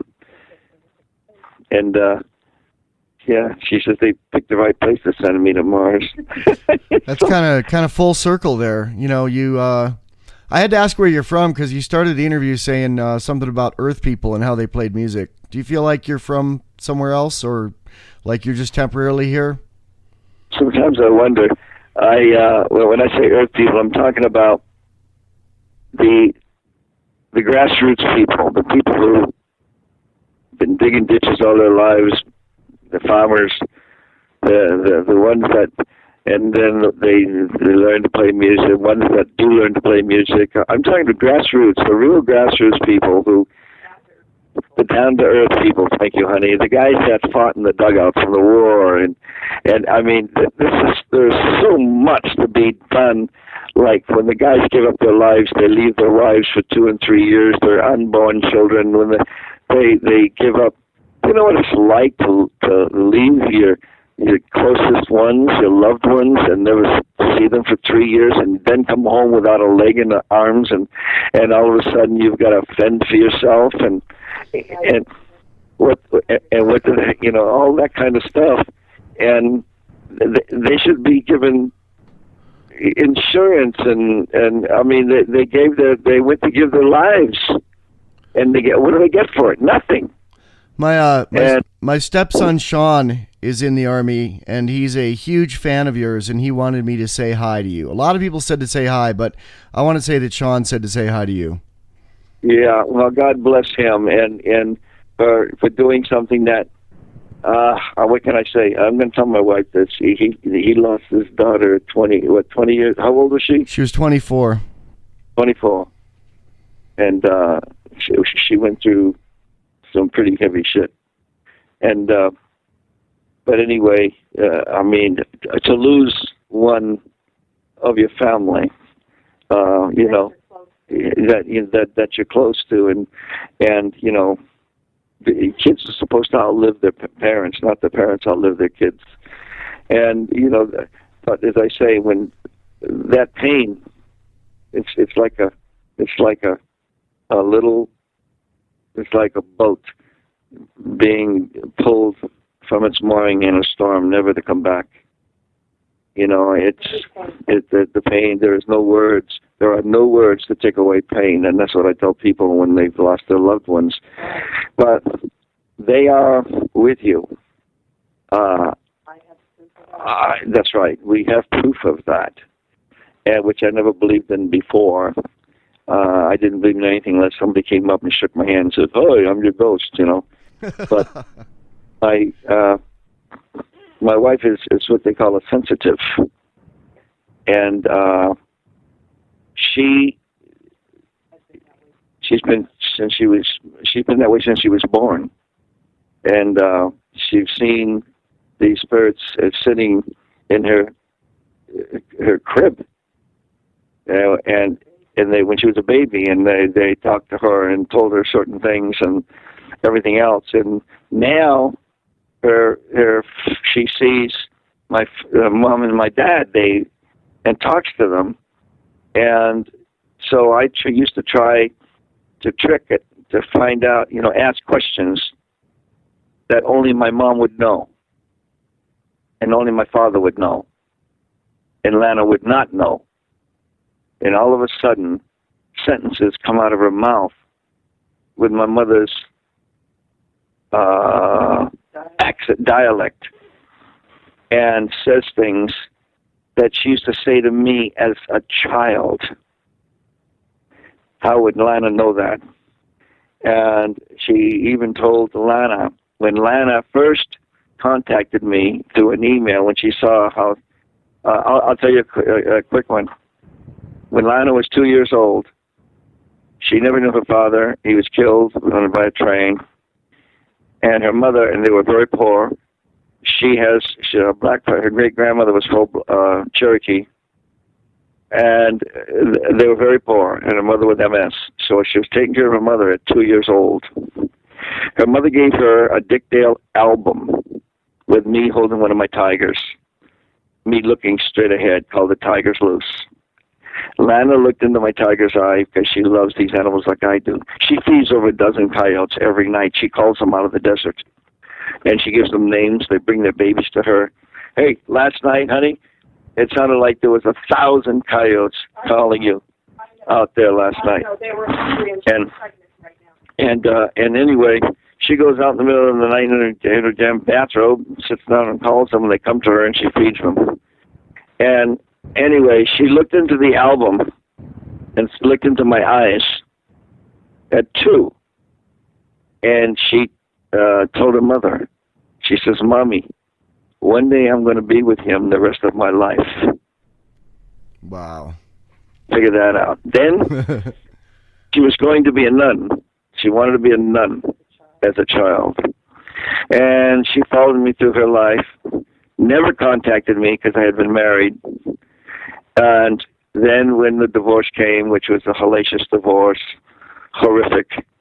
And anyway, she told her mother, her angel that she speaks to, Bernadette, said, contact me because I'm very ill and I'm dying. She told her mother, and her mother said, email him. And she emailed me, and we started talking on the email, and then we started talking on Skype. And we learned how to do that and learned how to talk and not cost so much, but she could see something was wrong. We spoke for 19 months, 10 hours a day while I was on tour in Europe. And she saw something really bad, and she said, I'm gonna come to you. You cannot die. And she was taking care of a woman that was 80 some odd years old, and she was going back to France, so that's why she was able to do that. But she had no money, and only her savings, what she had left. And she was taking care of her mom too, with her stepdad, who was a retired he was a police officer, and he just retired sergeant. But she prayed to her angel, and Bernadette said, go and to the Quick Picks. She's never done that. You know, the scratch off? You know what I'm talking about? Yeah. Okay. Well, she did that, and she won $400. And she got on the plane and came to me, and has been with me ever since. And we got married in Hawaii after, we've been together now over 8-9 years. But the thing lies is, I've never had anybody love me, and I never loved anybody, because love comes with earning that. When somebody is doing something for you, taking care of you, if they really take care of you 24 hours a day, like on a Monday or maybe a Wednesday and a Friday, that's one thing. But when they take care of you 7 days a week, nonstop, 24 hours a day, and their whole life is dedicated to you, that's called total dedication. And that's the way Lana has been with me ever since we've been together. And all these years we've been together now. So that constitutes respect of love. That's true love. And that's why we feel this way together. We love the same things. We can listen to Patsy Cline all day long. But we have a special bond. But we have a special bond, which is not a normal bond like people try to do. And that's why we were married in Hawaii, because that was my other home for so long. But she sees things, and she talks to my mother. When Lana first emailed me, she was contacted with her angel, and the angel told her to contact me. And she contacted me. She says, "My mother, your mother is very beautiful." And I said, "My mother's dead." And she said, "No." She came to me in church and put her hand on my shoulder and said, "Please take care of my Dickie." No one has ever called me Dickie in my life except my mother. And she told Lana that she chose Lana because my mother said she hated everyone that had ever been around me. She didn't like anybody. She thought they were crazy and taking advantage of me, and all these people were just along for the ride. And that's what it was all about. When I was dying, I had nobody taking care of me except myself, just laying in the bed. Huh? Tell him to emphasize the word nobody. I said nobody. Yeah, because I just said that. Anybody. There wasn't anybody. No one. So she's the one who saved my life, and we've been together, and we'll be together till we both die. But she talks to my mother and my father. They're with us when we ride down the street, and they use the energy out of her body, and then she gets very ill because they use electricity, they say. electrical energy. So that's something that I've grown to understand. And because my mother tells her things that only my mother used to tell me. I tried to trick my father one time. They say that they can see me, they can hear me and everything, but I can't hear them. But now I am feeling something where, like the calf of my leg, when I'm laying down on the bed, face down, and Lana's in another room, I feel something just squeeze my calf of my leg and touch me. So I say, Lana, ask my mother. Because she says my mother's around me all the time. They're there just to watch us, to protect us. And she asked my mom, she said, did you touch Dick? She says, yes, I squeezed his leg. And so these are things that some people, even though I can't see them, but they can hear me speak. And I'll tell you a quickie one. My father loved boats. And when I was a kid, I heard that he had bought a Chris Craft and one of those speedboats. He took my mother for a ride in it, I heard, and she said, get rid of that goddamn thing, because it went so, it scared her. So I tried to trick him by saying, I said, hey, Dad, you can hear me. Lana says, you can just talk to him. You don't have to go through me. So I said, hey, Dad, what was your favorite boat? And I figured, because that's the only boat he ever had. And I figured he'd say, yeah, the Chris Craft. And there was silence. There was no answer. And I asked him again, what was your favorite boat that you liked the most? And all of a sudden, Lana's mouth opened and spoke and said, the Clipper. I like the Clipper. Well, I never heard of a Clipper. Yeah. He says, I like the Clipper the best. I always did. And he says, I always did. She's telling me now what he said. Yep. And I never heard of a Clipper, never seen a picture of a Clipper, so I don't mind. And I'm still trying to say, well, come on, you had a boat. I didn't want to give it away. You know what I mean? I didn't want to give him a clue and say, Dad, what about the Chris Craft? And then he would answer and say, oh, yeah. You know, I didn't want to do that. I wanted him to come up with this. And so anyway, he didn't come up with it. So finally I broke down and I said, what about the Chris Craft that you bought? And right then out of Lana's mouth came my mother saying, I made him sell the goddamn thing. Too expensive. And that's the way she talks. She's a old good old Pollock, you know. And she said it, everything. If you were too fat, she goes, you're too fat, stop eating. Or if you're too skinny, she goes, you're too skinny. Come on, sit down and eat. And she's just that way. She came out with the same talk. And then my dad said, oh, yeah, I remember that. Now, I got home. We got home after the tour. I was talking to my cousin Bobby, who's in his 80s.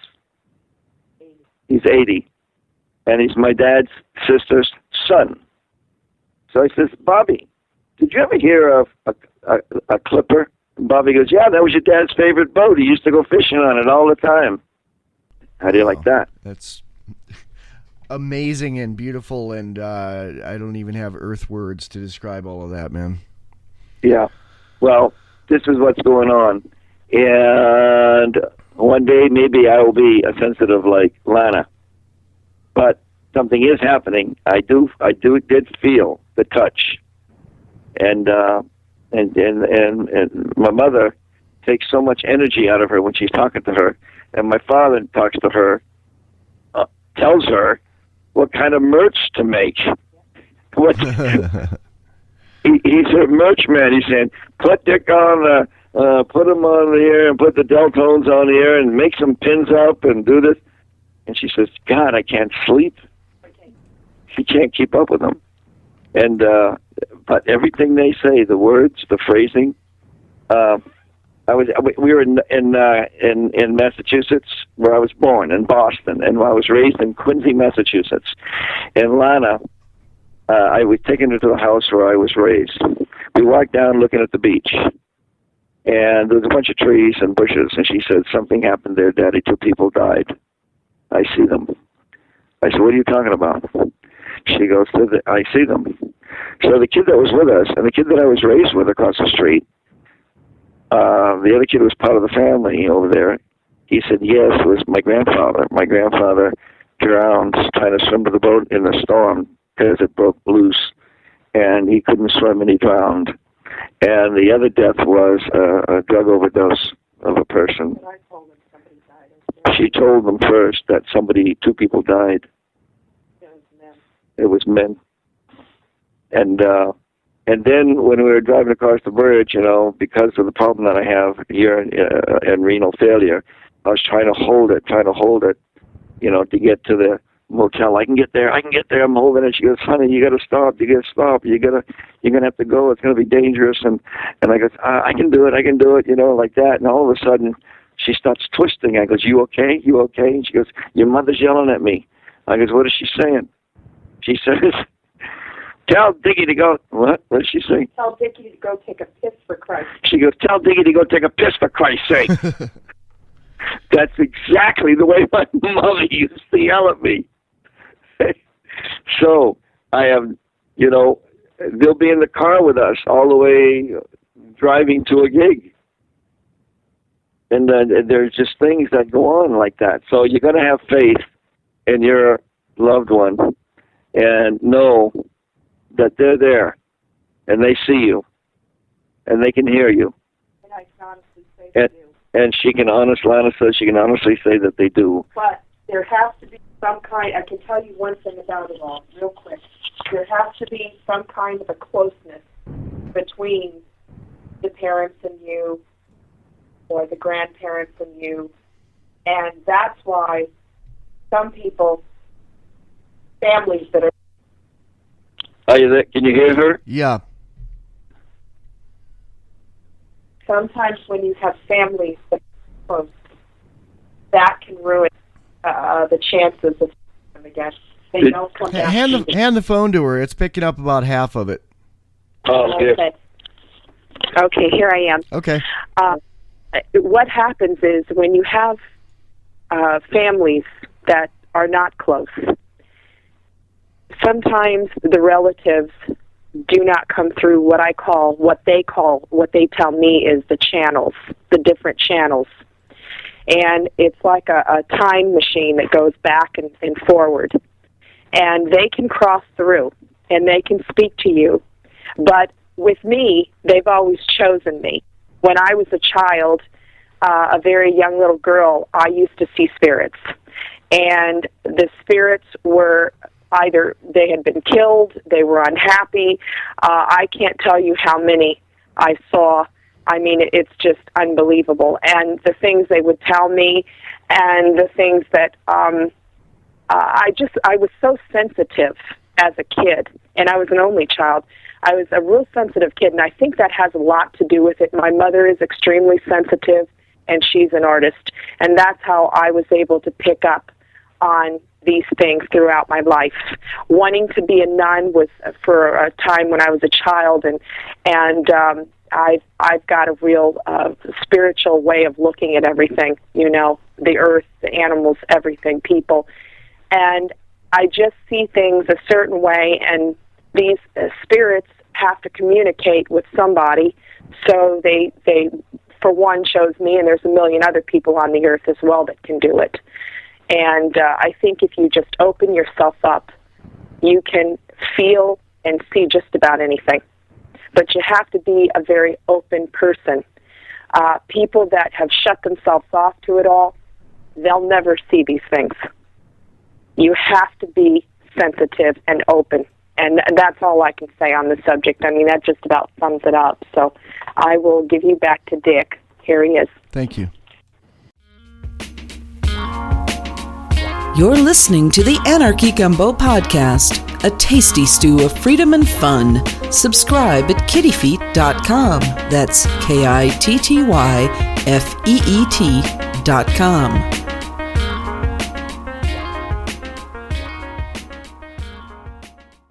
Yeah, and she does these things. I mean, we were driving back. Hey, at some point, I think you switched to a phone. Yeah, I had to switch to a wire to a wireless. Okay. Because I had to deal with my body. Okay, we And, can make it work. So anyway, that's there are things like we were coming back on tour, and we were in Oklahoma City playing in a place called the Ranch Market, and it was a big, giant, old building, 100 years old, and as we pulled up to the place at night, she says, "Honey, 4 people have died here." And I said, what are you talking about? She goes, "I just saw them." And I says, "Holy, okay." So we went to the concert, and I spoke to the owners afterwards, and then I asked the owner, I said, "Did anybody die here?" She goes, "Yeah, 4 people died here," and told me all about it, when, and blah, blah, blah. And Lana had seen that. We were in another place going down an elevator in an old building, and Lana said, "I see a fire, and 2 fire people fighting the fire died." And the guy says, "I hate going down this elevator. I hate this elevator. It's evil. It's evil. I just keep feeling things all the time." And Lana said, "The 2 firemen died here?" He says, "Yes, they died right over in there." She said, "Well, I see the fire." And she saw the guys. Wow. So she reads people, and she can look at a person and say that person is evil.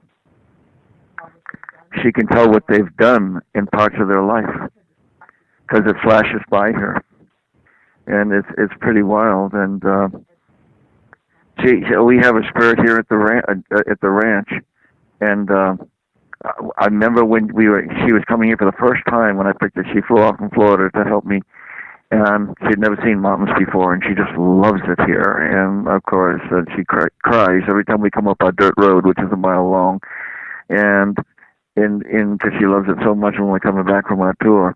And she asked me, she called me Daddy because I've always treated her like a dad, and it was, she never had that family before. And she says, "Daddy," she says, "are there Indians here?" And I says, "Yeah, there's burial grounds all over the place. It's all Indians." And she goes, "They're here now." And she didn't want to tell me too much because she didn't want me to think she was nuts. And she kept it away, until we finally sat down one night because something very mysterious happened here. And he says, "They're here." And then all of a sudden, one night she came in tears, and then she said, "Daddy," she says, "I just saw a medicine man. I was taking a shower, and I looked in the pool room, and the dog was our dog saw it, was growling at it, and he was very tall, and the medicine man said that he was here to heal me, but he said she's sick too." And she came and told me that, and she got scared because she doesn't want to get them angry at her. And I tell her, saying, what the F are you doing here?" I just get in her face if I saw him. And she says, "Don't do that," and I keep on telling her to say that. But anyway, one night she was making me something to eat in the kitchen, and she came running down, and she was just wearing her T-shirt, and she goes, Daddy, he's behind me. He was behind me, and my back really hurts. It really hurts. And I said, "Lift up your T-shirt." And she lifted up her T-shirt, and there was 3 claw marks from her neck. They were spaced about an inch apart, and they were 1/4 of an inch wide through the skin, all the way down from the top of her neck down to the base of her spine. And it took me, with ice cubes, about an hour to make them dissipate. Well, she used to get those, she told me, when she was a child, when she was a little girl, after they would speak with her. And then she looked up in the computer, all over the world, about that happening, and it happens to thousands of people all over the world. And then we saw it happening to a guy on Ghost Hunters just recently, and he had dropped him to the floor. He was yelling and screaming, and they, my back, and they lifted it up, and there were the claw marks right down the same ones that she had years ago. So, all kinds of weird things have happened, and so I really got upset about it.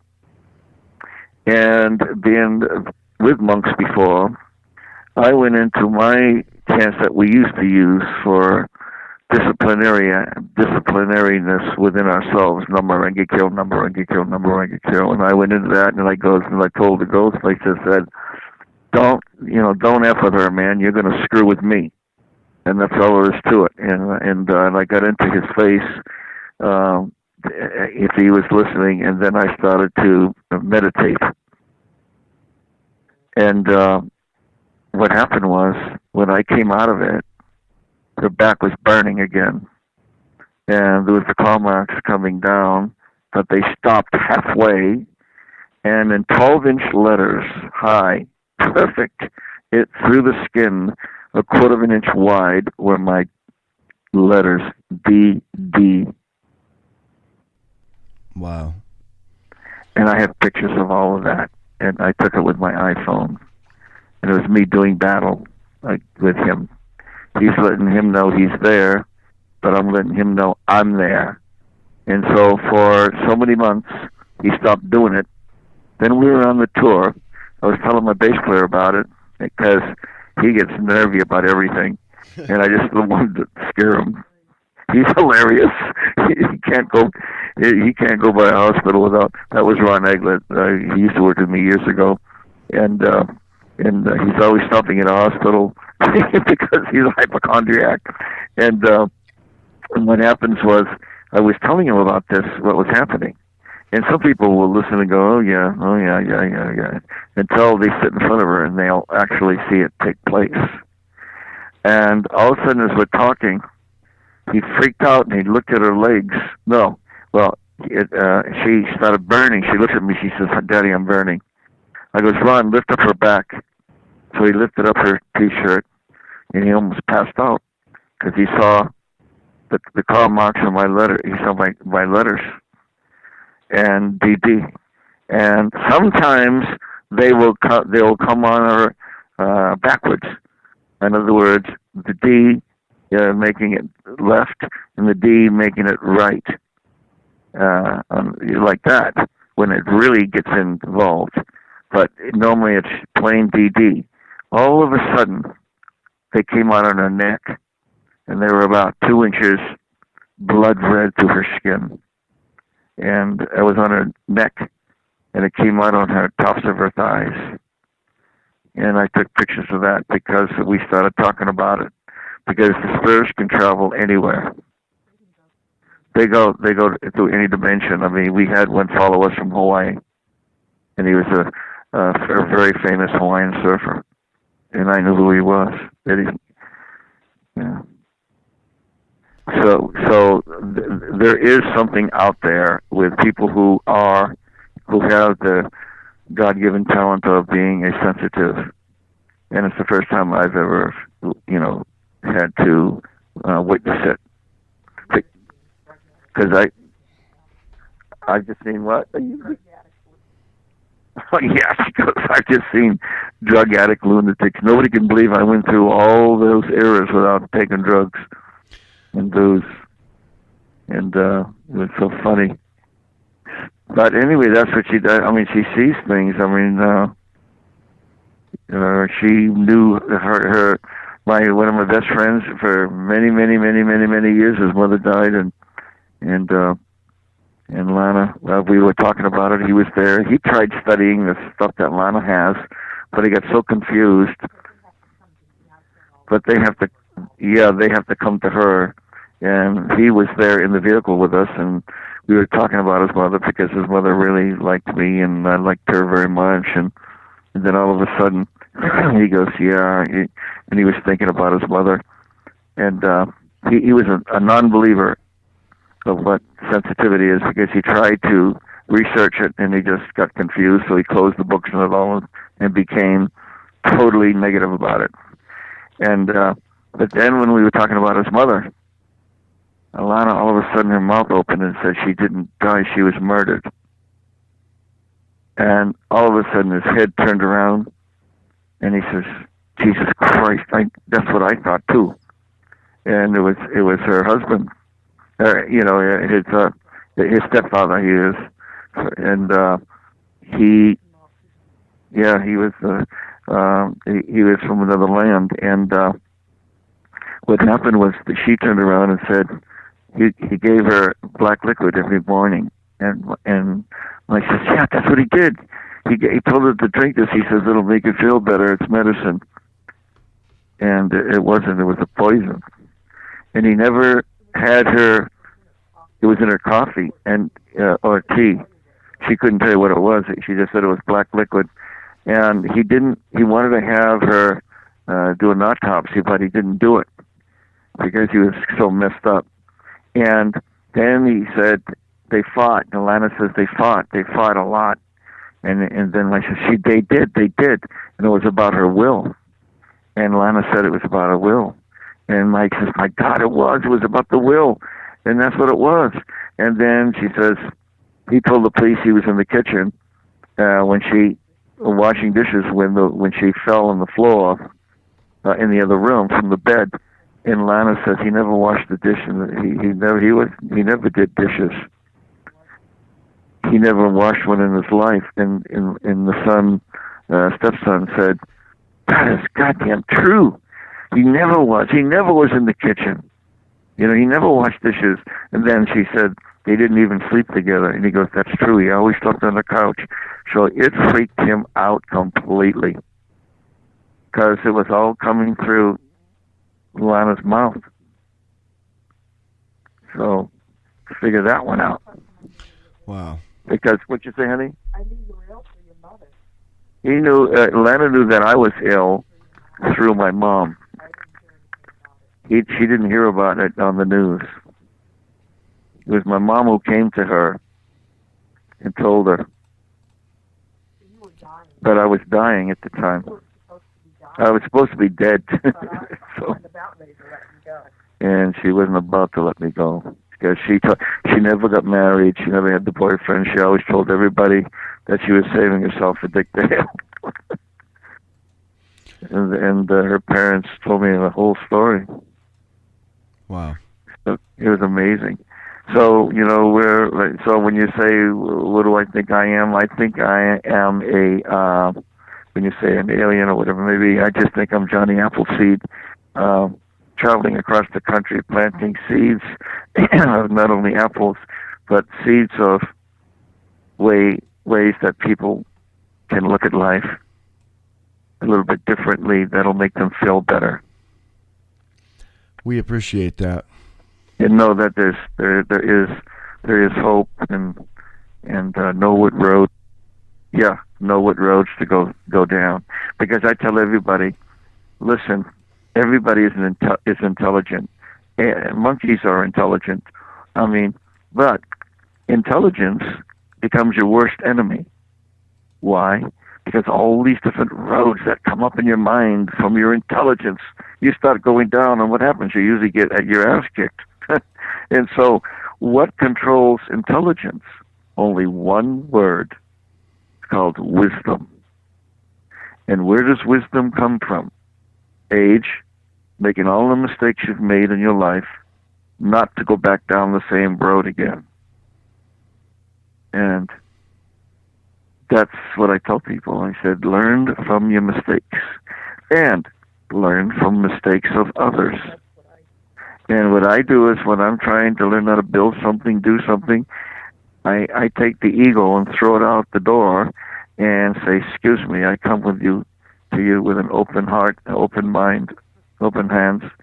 And how did you build this building? And then if they're kind enough, they'll give me instruction and stuff, and I'll take notes and I'll do it. So I tell everybody, everything, fear, there's nothing wrong with fear. Fear is a tremendous motivating force. Just never allow fear, never allow panic to overtake fear. And that's the difference. So let the fear become your driving force. Fear is nothing but lack of an unknown, not knowing what it is. And when you find out what it is, now you can control it.